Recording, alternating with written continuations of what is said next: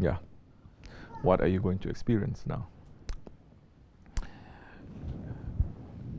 There are so many steps that you need to take before you experience. You cannot just jump into the experience. What happens if you just jump into the experience? You'll get the wrong experience.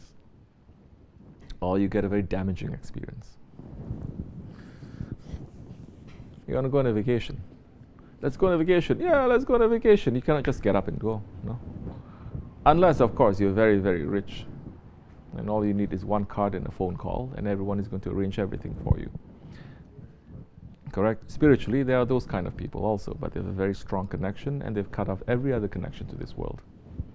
That time, wherever they go, there are others on the way serving them, of course. But there's a very, very heavy price to pay for that. And they don't do that just to go on a vacation anyway. They don't do it for their own souls, for their own salvation, for them to achieve a higher station. They don't.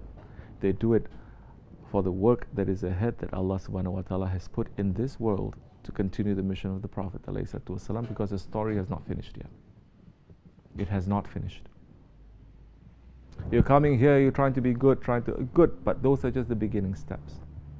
Sahabi Kiram, they came to the Prophet, they took Shahada, they became good. That is just the beginning, correct? Prophet ﷺ had a mission. Can you imagine the Sahabi saying, okay, this is all that I want from you, Ya Rasulullah. Just to take Shahada, just to be a good person, and now you're doing all these things? You're going to all these battles? It's okay, it's not me, Yani. I'm a peaceful, tolerant one, Yani. I'm loving. I'll stay here and you fight. There are those who did that with the earlier prophets. Not of this nation. Because now,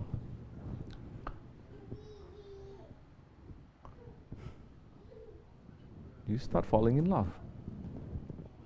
Not with yourself.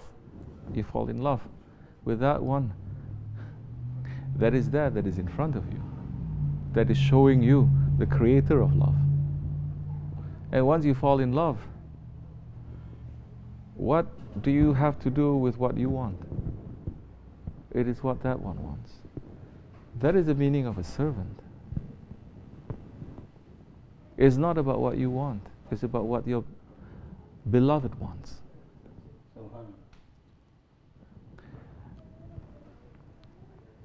You don't even care for your name. You care what the beloved calls you. That is servanthood. Now when you start doing that,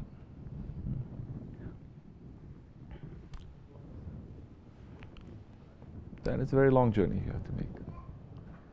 Because now you look with the eyes of the beloved and you see completely something else. It's not you.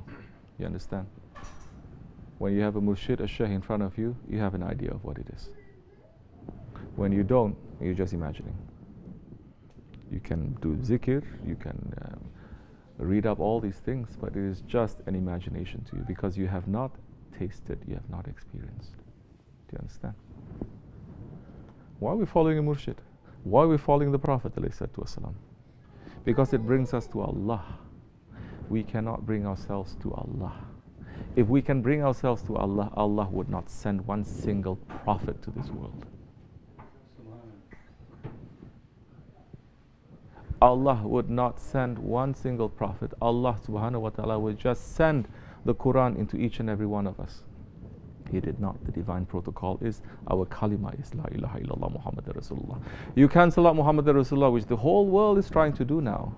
Say, just do La ilaha illallah according to whatever your ilah is. Whatever your ilah is. What are you? You are like this, following your ego. Make translation of Allah's word according to that. What are you? Your political idea is this. Make translation of Quran according to that. What are you? Your agenda is this. Make translation of Quran according to that. Reach to Allah by yourself. Prophet, put him aside.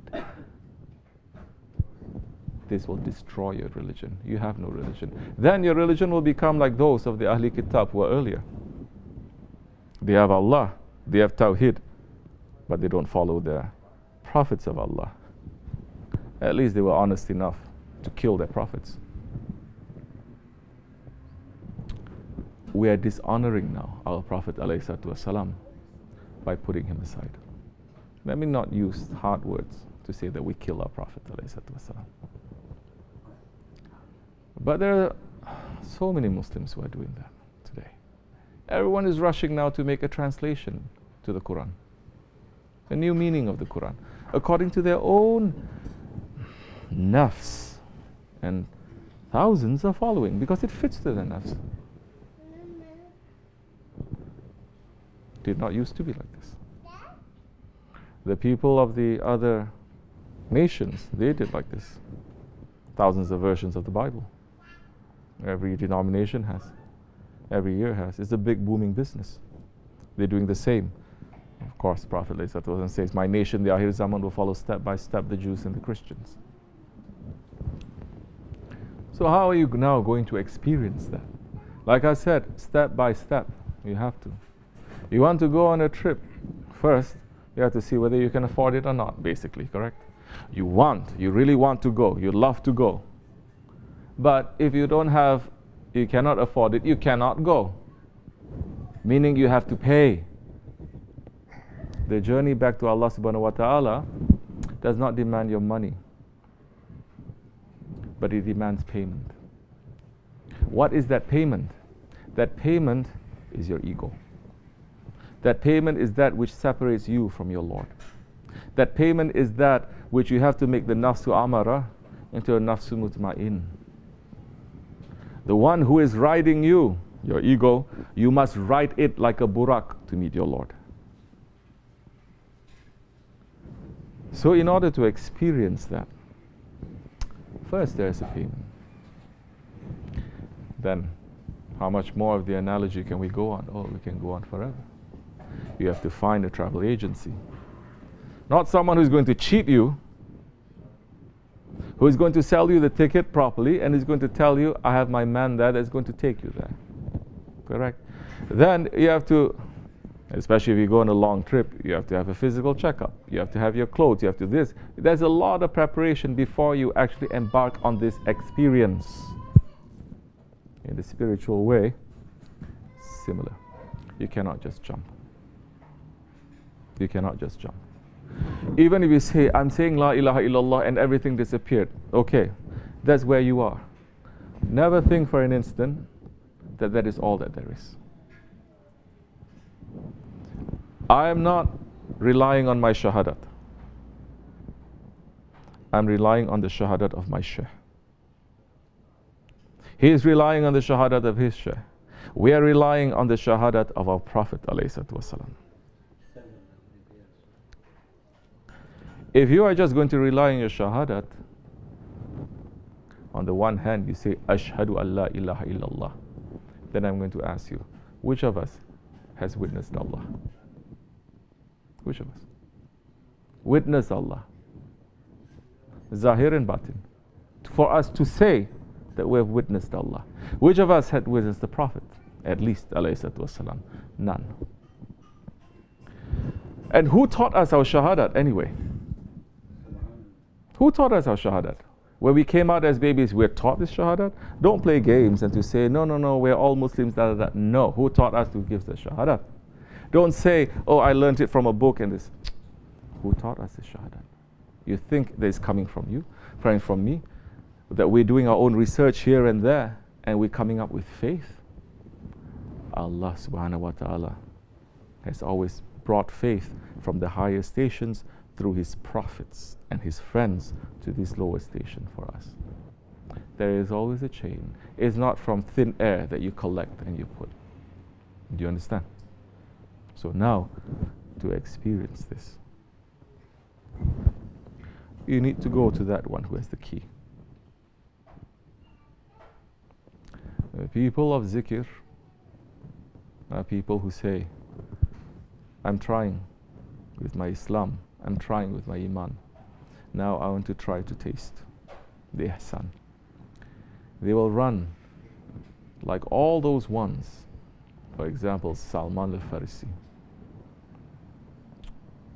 And all those other ones who had learned religion, who had learned faith. Now they're coming to the Prophet ﷺ, and they say, we want to taste this, Ya Rasulullah. Like Abu Zar, like Abu Huraira, Like all those other ones, now they say we want to taste Ya Rasulullah. They found a murshid, they found a prophet, they found a guide. And that sunnah, that tradition continues up till today. And you're not going to be able to taste if you don't submit. You cannot. You're not able to taste if you don't make the payment. In about 40 days, 50 days, 60 days, we're going to enter into the time that is the most important time in reality of Islam, which is Qurban. Why is it the most important? Because it is the final act in the final pillar of our faith, of Hajj, to come and to make the sacrifice, correct? If you don't make the sacrifice, is the Hajj accepted? No. If you don't make your Hajj, your religion is accepted, but it's not complete, because there are 5 pillars. Does Allah need the blood of that camel or that cow or that goat or that sheep? No. What does that sacrifice mean? Nobody looks for meaning these days anyway. They only look to how to do it properly. When you throw the jamrat, what does that mean? So many people are saying, I'm throwing at Shaitaan. How can you throw at Shaitaan? Shaitaan is there? No. Hazrat Ibrahim alayhi salam, Ismail alayhi salam, yes, they threw at Shaitaan. What are you doing? They threw at Shaitaan because Shaitaan was not in them. Have you thrown away the Shaitaan from inside of you? Do you even know that he exists inside of you? What, you think this religion is magic, and it's gone just like that? We see in this month of Ramadan, Shaitaan is locked up, but this world in this month of Ramadan became more and more cruel every day. What is that? Again, people blaming Shaitaan, but Allah subhanahu wa ta'ala clearly, He says, Shaitaan, it is coming from the ins and the jinns. Maybe from the race of the jinns, they are already locked up. But ins, humans who became Shaitaan, they are not locked up. They are still running around. So the whole key again is the inside. If you don't understand what is inside, how can you protect? How can you protect yourself and others? You're throwing that, but you become more shaitanic throwing it. Some people, they get so passionate, they start throwing their shoe, their things, their handbag, everything they're throwing. So this is when very, very heavy spiritual practices, it becomes just like a ritual. When it's so available to everyone, it becomes just like a ritual. When there's a price tag to it, it becomes a ritual. When it becomes a vacation, anyone, they're so bored, they've gone to Europe, they've gone to India, they've gone to China. Now let's do what? Let's go to Umrah, so that we can boast and brag to our friends we went to Umrah. Same way we say we went to Nice, we went to this, we went to that. Oh, I went to Medina, I went to... Same thing, but it is coming from what? It's coming from pride. They're doing that. That is when then you started. It becomes just a ritual. And that ritual becomes empty and it will backfire on you. It will backfire. Instead of it cleaning you, it will make you dirtier. The prayer, we just finished the praying. The prayer is protecting you from evil actions and cleaning you up. No. Yet Yazid's army, they were praying before they killed Hazrat Hussein and his family, and they said, quickly we must kill the grandchildren of the Holy Prophet ﷺ, otherwise we're going to miss Zuhr. They were praying. So how are you going to now understand this? Ritual, the actions. If you don't understand the meaning, not only it becomes empty, if it's empty, it's okay, but wrong meanings are going to come into it. Nafsani meanings are going to come into it. Shaitanic understanding when you come into it, that time you do it, and it will destroy you. So Qurban is going to come, yes. What is that Qurban? It is a Qurban of our ego. the way that animal is sacrificing itself for us. Allah does not want anything from us except for us to come back to Him, to return to Him as He created us. How did He create us? In ahsani taqwim, in the most perfect form. And for us to return, not to Him, just to return to Jannat, we have to be in ahsani taqwim. You think ahsani taqwim, the return to perfection, is so easy. When Holy Prophet ﷺ himself said, hidden shirk, the shirk, it is the biggest sin. And what he fears is his nation in the Akhir Zaman, that they'll have hidden shirk, that they don't even know. And he says hidden shirk, it is more difficult to detect than a black ant on a black rock on the darkest part of the night. So for 1400 years, from the Sahabi Kiram onwards to the Tabi'in and the Awliya Allah continuing, they concentrate on that. How to get rid of the hidden shirk, how to get rid of the ilahs, how to say La ilaha illallah, and how to experience saying La ilaha and to put illallah. Murshid will guide you to that. The mirror. I understand. That time, step by step, they will start preparing you. Because if you can jump into it, big trouble you're going to be. Huge trouble. You have all the money, you've done everything, you have all the credit, and you give it to a charlatan, you give to someone who's going to fool you with the money, a travel agency, they just take the money and they don't give you nothing, you're in trouble too. So this is a journey back to our Lord, Allah subhanahu wa ta'ala. It is not that easy for those who are going to return the way that the Prophet and the companions and the awliya Allah, they return to Allah subhanahu wa ta'ala, how serious they take it. Those who want to return that way, they will take that seriously. Those who don't take it seriously, they will return to their Lord. But they will return to their Lord in a way that even Shaitaan is going to return to his Lord. That time, we're going to be in big trouble. Every one of us, like Maulana Rumi is saying, yes, that time they will understand that moss is going to grow from the deepest part of hell. Meaning every man, eventually, they will reach to paradise. But how we get there? Some will get there fast. Some will take their time. Some they have to clean. Some they have cleaned themselves in this world, so it's easy. Some they have to be cleaned in the grave. Some they have to stay in the fire to clean them. Some for thousands of years, some for longer than that. This is not to be scoffed at.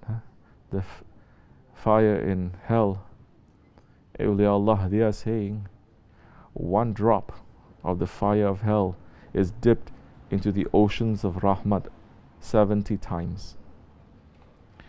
And what has cooled down is given to this world. And that is the hottest temperature physically that is in this world coming from that. The thing is, we don't take our religion too seriously. We don't take Allah, we don't take our Prophet seriously. We don't take hell seriously. We don't take the grave seriously. We should, inshallah. Because these are the things that gives us perspective, it wakes us up, it makes us to balance living in this world. Wa min Allahu tawfiq. Fatiha. Ameen. Assalamu alaikum.